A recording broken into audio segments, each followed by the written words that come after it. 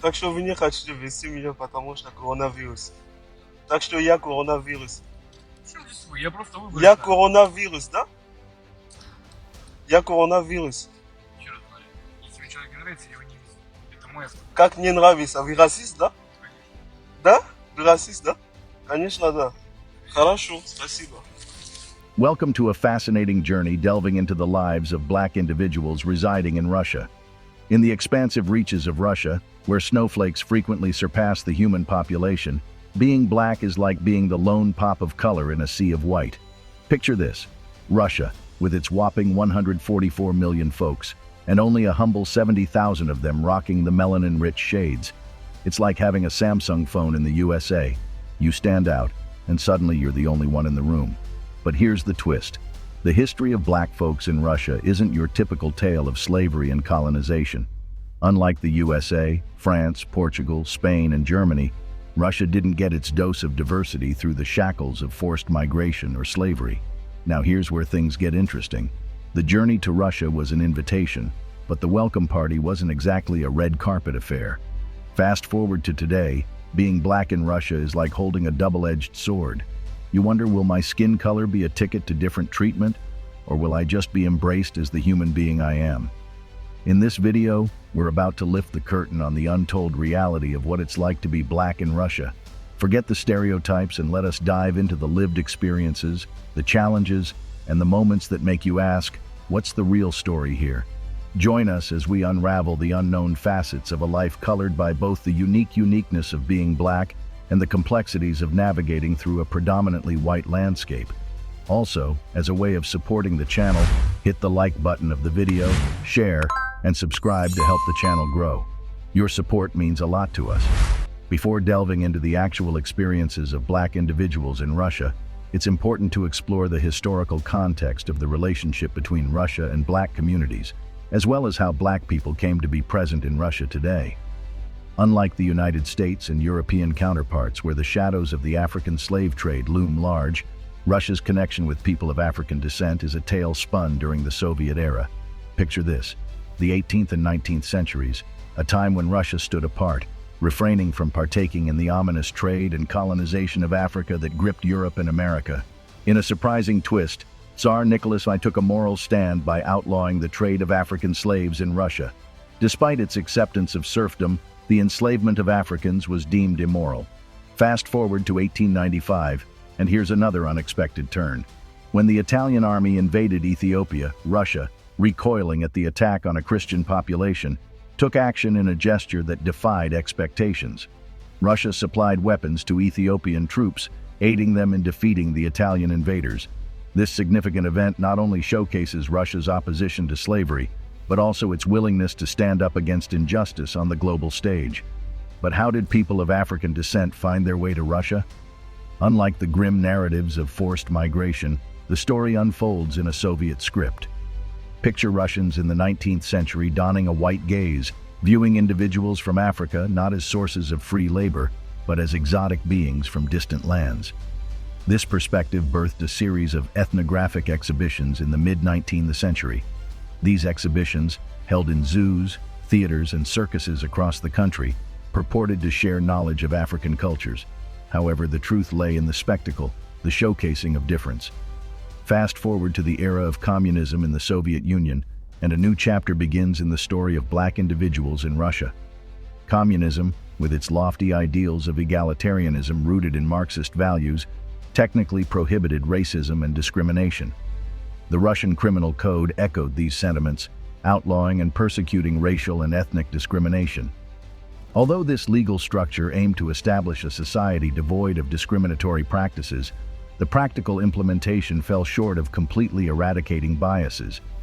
Even as the Soviet Union aimed for a classless, racially egalitarian society, pockets of casual racism persisted, particularly towards ethnic minorities like Jews. Pejora of remarks lurked in the shadows, revealing the nuanced struggle between ideology and ingrained biases. Nevertheless, when juxtaposed with the stark racial segregation and oppression faced by black Americans during the same period, the Soviet promise of equality became a beacon of hope. In the 1930s, as racial tensions simmered in the United States, thousands of African Americans sought refuge in the Soviet Union, drawn by the allure of a more peaceful life. The Soviet Union, with its proclaimed commitment to eradicating racial inequality, became an attractive haven for those weary of the systemic discrimination they faced back home. The classless society envisioned by Marxist principles beckoned to those who yearned for a world where the color of one's skin did not determine their worth. Enter the Harlem Renaissance, a cultural and artistic movement that resonated far beyond the borders of the United States. Leaders of this movement, including Claude McKay and Langston Hughes, embarked on journeys to Russia. There, they discovered an unexpected reception, one that embraced them as artists and individuals, providing opportunities that eluded them in their homeland. In the heart of the Soviet experiment, these creative minds found acceptance and validation, an experience starkly different from the racial strife gripping the United States. While Russia offered a safe haven compared to the US and Europe, it wasn't pure bliss. In the initial years of the Stalinist period in the Soviet Union, the number of Africans residing there was relatively low. However, those who were present observed a significant dissonance between the Soviet Union's vocal opposition to imperialist oppression and the portrayal of Africans in Soviet public media and discussions. Woodford McLennan's study of black students at the Communist University of the Toilers of the East, KDUT-TV, during the 1920s and 30s reveals instances where black African students took issue with the portrayal of blacks in Soviet media. For instance, some African students objected to the use of blackface in plays, and others were offended by racial epithets such as monkey. There was a prevalent and troubling association of black Africans with apes and monkeys in theaters, reinforcing racial stereotypes. Mullen's research on early Soviet children's books up to the late 1930s further indicates that even in a period marked by experimental artistic production, black people, particularly Africans, were often depicted as wild, animalistic figures far removed from modernity. As the world grappled with the aftermath of World War II, the USSR opened its doors once again, this time welcoming a second wave of black immigrants, this time from African nations. During the Cold War, the Soviet Union sought to expand its influence globally, including in Africa. As part of its strategy to support decolonization movements and gain allies on the continent, the Soviet Union offered various forms of assistance to African nations, including educational support. One significant aspect of Soviet assistance was the provision of scholarships for students from African countries to study in the Soviet Union. These scholarships covered a range of academic disciplines, including science, technology, medicine, and social sciences. The goal was to educate a new generation of leaders and professionals who might be sympathetic to Soviet ideologies and policies. African students who received these scholarships often studied at Soviet universities and institutions, where they were exposed to Soviet educational methods and ideological perspectives. Many of these students later returned to their home countries and played important roles in politics, academia, and other fields. However, it's essential to note that the Soviet Union's motives were not purely altruistic. They aimed to cultivate political and ideological allies in the global arena. This educational outreach was part of a broader strategy that included economic aid, military assistance, and diplomatic support for African nations struggling against colonialism or dealing with the challenges of post-colonial statehood. Compared to the United States and Europe, the Soviet Union offered hope to the African continent. The treatment of black people in the United States was marked by racial segregation, institutionalized racism, and discriminatory laws known as Jim Crow laws. These laws enforced racial segregation in public facilities, schools, transportation, and various other aspects of daily life. African Americans faced systemic discrimination and were denied equal rights and opportunities in many parts of the country. In contrast, the Soviet Union presented itself as a champion of anti-colonial movements and a supporter of racial equality. The Soviet government condemned the racial discrimination faced by black people in the United States and other Western countries, using this as part of their ideological propaganda against capitalism and imperialism. The Soviet Union sought to portray itself as an ally of the oppressed, including those struggling against racial injustice. The Soviet message resonated with some African leaders and activists who were engaged in anti-colonial struggles or seeking support for civil rights. The Soviet Union's rhetoric and actions in support of decolonization and racial equality in Africa were intended to gain influence and create alliances with newly independent nations.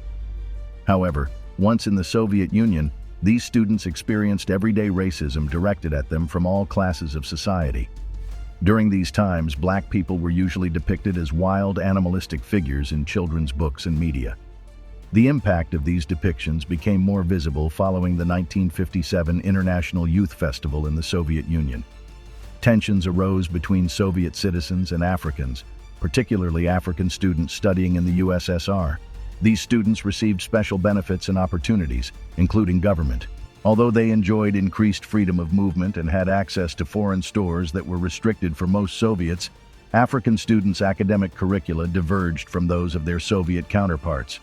Instead, their coursework emphasized acquiring skills that could be applied in their home countries.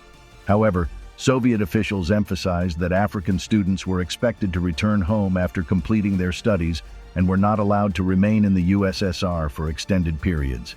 The disparities in treatment were highlighted by the African-American writer and feminist Audre Lorde in her 1976 essay about her trip to the Soviet Union. Lorde noted stark differences in accommodations, with some African and Asian participants in a conference housed in shabby hostels, while she stayed in a first-rate hotel. These observations highlighted the inconsistencies between the Soviet Union's professed anti-imperialist position and the discriminatory treatment endured by Africans within its territory. In the period from the 1960s to the collapse of the Soviet Union in 1991, African students in the USSR faced significant challenges, including racial prejudice and discrimination. These students often carried knives as a form of self-protection and recounted experiences of being subjected to racial slurs by their Soviet classmates. The case of Edmund Asar Addo and the subsequent protests by African students in Moscow in 1963 highlighted the challenges and contradictions faced by African students studying in the Soviet Union during that period. The incident brought attention to issues of racism and discrimination within Soviet society, challenging the narrative propagated by the Soviet government about its commitment to racial equality. Edmund Asar Addo, a Ghanaian medical student, was found dead under disputed circumstances. African students alleged that he had been murdered, pointing to the unlikelihood of him venturing into a remote area where his body was found. They claimed that the motive behind the alleged murder was his relationship with a Russian woman, which they believed had provoked a violent response. However, authorities attributed Asar Addo's death to freezing in the snow while intoxicated. The autopsy conducted by Soviet medics, with observers from Ghana, concluded that the cause of death was an effect of cold in a state of alcohol-induced stupor. The conflicting narratives fueled suspicion and frustration among the African student community. In response to Asar Addo's death and the perceived lack of justice, African students organized a protest on Moscow's Red Square on December 18, 1963. The protest attracted between 500 to 700 participants who carried placards with slogans such as "Moscow, Center of Discrimination," "Stop Killing Africans," and "Moscow, a Second Alabama." The use of the term "a second Alabama" drew a parallel between Moscow and the racially segregated southern United States, emphasizing the African students' perception of racial discrimination in the Soviet capital. The protesters marched to the Spassky gates of the Kremlin, where they posed for photographs and gave interviews to Western correspondents. The Soviet response, as conveyed by the TASS news agency, expressed regret over the disturbance of public order in Moscow streets and emphasized the resentment of the Russian people toward such disruptions. This official response downplayed the concerns raised by the African students and sought to portray the protest as a foreign-led disturbance rather than an expression of internal dissatisfaction. The death of Edmund Asar Addo in 1963, with rumors suggesting it was connected to his interracial romance with a white Soviet woman, highlighted underlying tensions surrounding relationships between African men and Soviet women. Despite the prevalence of such relationships during this time, interracial romances and particularly interracial sex were stigmatized both during and after the Soviet era. Harold D. Weaver's experiences as a Black American in the 1970s underscore the existence of sexual escapades between African men and Soviet women, contributing to racial strife between Soviets and Africans, especially the assumption that African men were seen as violators of white women.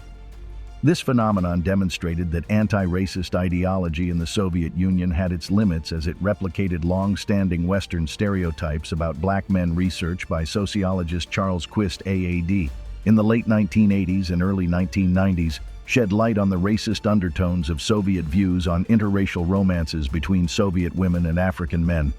These relationships faced public and private hostility, with Soviet women involved being labeled as prostitutes and enduring shame from their families and communities. The treatment of Soviet women who became pregnant with mixed-race children were particularly distressing. They reported facing pressure to terminate pregnancies or give up their children for adoption to ease their lives. As a rule, Soviet women were not allowed to follow their African partners to their homes on the African continent. Those who chose not to terminate their PRNCs often had to raise their children alone with minimal social support. Heartbreaking testimonies include stories of childhood ostracization in school, enduring name-calling, and feelings of rejection throughout their school years. Yena Konga, an AFR Russian television presenter and producer, shared her experiences on NPR, recounting feelings of isolation and loneliness among her Soviet classmates. She revealed that even her Russian boyfriend referred to her as his little monkey, using a racialized term of endearment in the Soviet Union. The portrayal of Africans as wild in Africa as a dangerous place further intensified feelings of isolation among the African community. A notable example is the 1970 Soviet children's cartoon Kotaro featuring the song Chunga Chunga, which the depiction portrayed Africans as deeply black, almost resembling inhuman figures, engaging in communion with wild animals. The song's lyrics included phrases like chew coconuts and eat bananas, reinforcing harmful stereotypes and potentially fostering negative perceptions of Africans. The advantages granted to African students and visitors, including access to foreign goods at a time when locals faced scarcity, intensified public tensions. Questions arose, challenging how these individuals could enjoy a higher standard of living than the indigenous population, seen as less developed and behind. The collapse of the Soviet Union signified a substantial global change, with intricate consequences for different societal facets, such as international relations and the treatment of diverse ethnic groups. Following the Soviet era, Russia encountered a myriad of hurdles as it shifted to a new political and economic framework, leading to heightened awareness of race and ethnicity-related issues. The 1990s and 2000s in Russia witnessed economic hardship, political instability, and social upheaval, accompanied by instances of xenophobia and racism. Attacks on individuals from different ethnic backgrounds, including black people, became a serious concern, with reports of violence against migrants and minorities. They became targets of anger directed at the defunct Soviet system, with incidents of beatings, verbal assaults, and even murders of Africans and other visible minorities. The 2010 witnessed a troubling period in Russia for visible minorities, with stabbings and physical assaults becoming commonplace in major cities like Moscow and St. Petersburg. Respondents in Charles Quist's research reported harassment in the streets and false accusations of having AIDS due to their mixed-race status. Despite the challenges and risks, Africans continue to migrate to metropolitan Russian cities during this period. Many were drawn by the hope of finding work and economic opportunities, while others sought refuge from conflicts and instability in their home countries. However, as you mentioned, the possibility of receiving refugee status in Russia was limited, and the country did not have a comprehensive legal framework for addressing the needs and rights of refugees and migrants. The encounters of Africans and other minority groups in post-Soviet Russia were diverse. While some discovered opportunities and inclusion, others encountered discrimination and challenges. In the present day, Africans and AFR Russians continue to decry racism and discrimination, facing challenges ranging from racial slurs to housing discrimination. The 2020 incident involving Roy Ianga, a Congolese student studying economics at Bryansk State University, sheds light on the pervasive issue of racism faced by African students in Russia. The video of the taxi driver refusing to take Roy based on his race garnered attention, revealing not only the discriminatory behavior of individuals, but also the challenges faced by African students in Russian society. In the video, the taxi driver openly admits to being racist, stating that he will not give a ride to someone he doesn't like. This incident is not an isolated one, according to Roy, who mentioned that such discriminatory treatment is a common occurrence not only for him, but for other African students in Bryansk as well. Roy's decision to document the incident and share it on social media reflects an attempt to draw attention to the systemic racism faced by African students in Russia. The response from the Yandex taxi company, which swiftly apologized to Roy and dismissed the driver, indicates an acknowledgement of the severity of the issue. The company's stance that rude or racist drivers have no place emphasizes a commitment to maintaining a non-discriminatory environment within its services. However, the incident also highlights the broader challenges faced by African students in Russia, particularly in smaller cities like Bryansk. Roy's experience of being denied entry to a cafe based on stereotypes and prejudices about previous incidents involving other African individuals demonstrates the persistence of racial profiling and discrimination. Roy's observation that Moscow feels different from Bryansk underscores the regional variations in attitudes and experiences of racism within Russia. While Moscow may be more cosmopolitan and diverse, smaller cities might lack exposure to cultural diversity, contributing to a lack of understanding and acceptance of individuals from different racial backgrounds. The fact that Roy, who lived in Congo before coming to Russia in 2017, had never encountered racism until arriving in Russia, highlights the contrast in societal attitudes.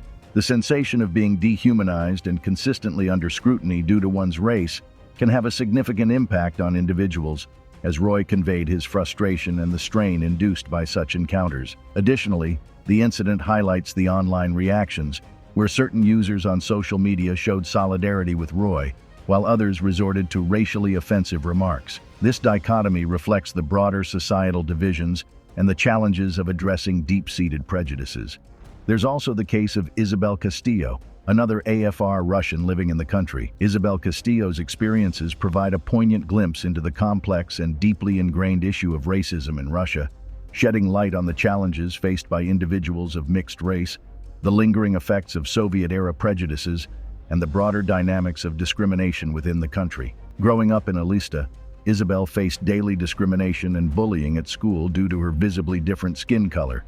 Even though she was enrolled in a top-tier institution focusing on math and physics, she experienced a sense of isolation and found it challenging to assert herself. The constant racial insults and stares she faced became part of her daily struggles, prompting her to yearn for a place where she could seamlessly integrate without being incessantly reminded of her distinctiveness. Her move to St. Petersburg provided some relief, allowing her to experience a more diverse and accepting environment. However, as she entered the workforce and sought accommodation, Isabel encountered racism again, particularly in Moscow. The discriminatory practice of landlords explicitly stating Slavs only in rental advertisements reflects the prevalence of racial biases. Even with a valid permit to live in Moscow, Isabel faced skepticism from landlords who doubted her ability to pay rent based on her name. This illustrates how racial stereotypes can impact various aspects of life, including access to housing. Her strategy of meeting landlords in person to dispel preconceived notions highlights the burden individuals of mixed race often bear to prove their normalcy and reliability. Isabel's narrative also delves into the historical context of her parents' union, a union that faced opposition and harassment in the 1980s Soviet Union. Her mother, of Sakha and island origin, and her father from the Dominican Republic, faced discrimination and negative consequences for their interracial marriage. The university's reaction, downgrading her mother's academic achievements and treating her as an enemy of the people, underscores the deeply ingrained prejudices that persisted in Soviet society. Furthermore, Isabel touches upon the broader issue of racism in Russia, particularly in attitudes toward people from the former Soviet republics. Many individuals from these regions face discrimination, and the fear of protesting, often exacerbated by precarious legal status, prevents them from challenging these injustices openly. Today, the United States and Europe have experienced significant issues related to police brutality, racial profiling, and systematic racism against Black people, leading to widespread protests and calls for justice. When comparing these situations to Russia, the lower number of Black people in the country, approximately 70,000 in a population of over 144 million, might contribute to fewer visible protests against racial discrimination. Some Black individuals in Russia today may report little to no discrimination, suggesting progress toward a more inclusive society. However, it's essential to approach such individual accounts with caution, as experiences can vary widely, and a lack of reported discrimination by some does not negate the challenges faced by others. Even though the black population in Russia is relatively small, the nation has a significant history of racism that demands acknowledgement. Recognizing this historical context is essential for grasping the intricacies of the present circumstances and striving for a fairer and more inclusive society for people of all ethnic backgrounds. To progress toward a society free from discrimination, Russia must proactively tackle any prevailing racial disparities. This may involve implementing anti-discrimination policies, fostering awareness and education on diversity and inclusion, and promoting dialogue between different ethnic communities.